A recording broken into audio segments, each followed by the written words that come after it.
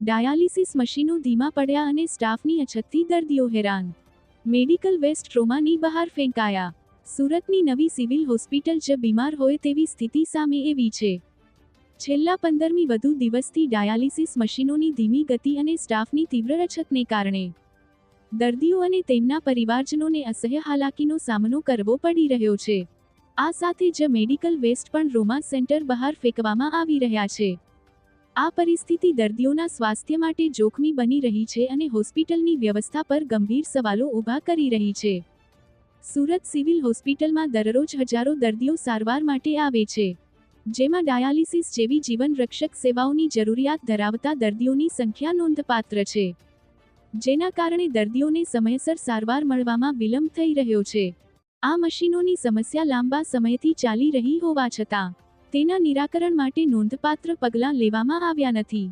દર્દીઓની તેમની શારીરિક અને માનસિક સ્થિતિ વધુ ખરાબ થઈ રહી છે. ખાસ કરીને ગરીબ અને આર્થિક રીતે નબળા વર્ગના દર્દીઓ માટે આ સ્થિતિ અસહ્ય બની રહી છે, કારણ કે તેઓ ખાનગી હોસ્પિટલોમાં સારવાર લેવાનો ખર્ચ ઉઠાવી શકતા નથી. આ ઉપરાંત હોસ્પિટલમાં સ્ટાફની ગંભીર અછત એ બીજી મોટી સમસ્યા છે. નર્સો, ટેકનિશિયન અને સહાયક કર્મચારીઓની અપૂરતી સંખ્યાને કારણે દર્દીઓના પરિવારજનોને સ્ટ્રેચર ચલાવવા જેવી જવાબદારીઓ નિભાવવી પડી રહી છે. આ પરિસ્થિતિ ખાસ કરીને વૃદ્ધ અને ગંભીર દર્દીઓ માટે અત્યંત કષ્ટદાયક છે. હોસ્પિટલ તંત્રની ગંભીર બેદરકારી દેખાઈ રહી છે. નવી સિવિલ હોસ્પિટલના ટ્રોમા સેન્ટરના મુખ્ય પ્રવેશદ્વારની નજીક જ મોટા પ્રમાણમાં મેડિકલ વેસ્ટનો જથ્થો અસ્તવ્યસ્ત હાલતમાં પડ્યો હોવાનું ધ્યાનમાં આવ્યું હતું, જેમાં દર્દીઓને આપવામાં આવેલા ઇન્જેક્શનના ખાલી સિરિંજ, વપરાયેલી નીડલ, દવાઓની ખાલી બોટલો, કોટન અને અન્ય ચેપી કચરો શામેલ હતો.